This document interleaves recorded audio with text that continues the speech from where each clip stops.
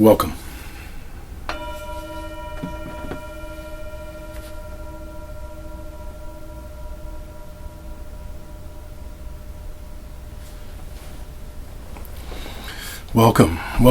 Welcome. My name is Drake. I'm so happy to be here with you today.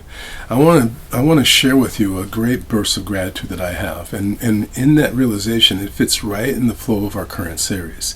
This relationship to emotional mastery, and recognizing that circumstances don't have to dictate to us what we're going to experience as our own emotions.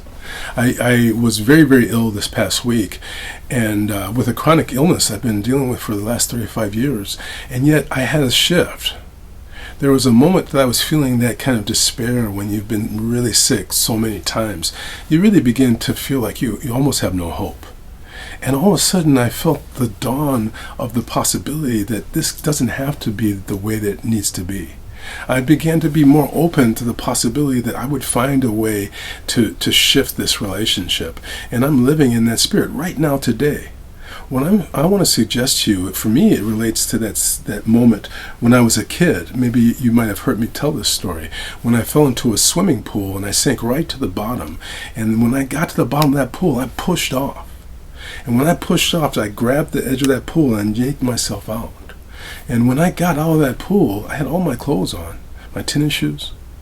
And when I got out of that pool, even though I was a young boy, I realized I was not going to get out had I not gotten to the bottom. Sometimes the bottom is not a bad place. And I realized that for myself here this last week. I realized that I had bottomed out. I've had that experience before, but maybe sometimes when you bottom out and you kind of make a deal with God, please get me through this.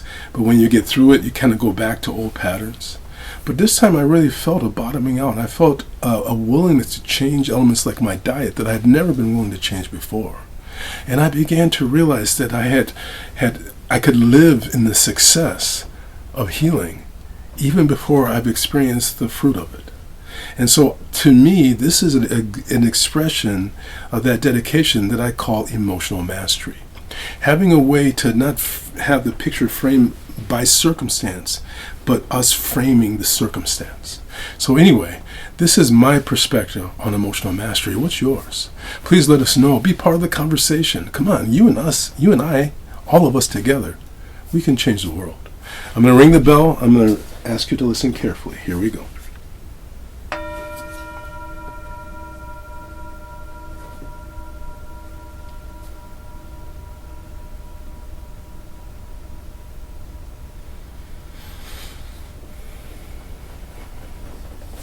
Emotional mastery to me is that relationship to why we're here. We're here to develop this. It's an education.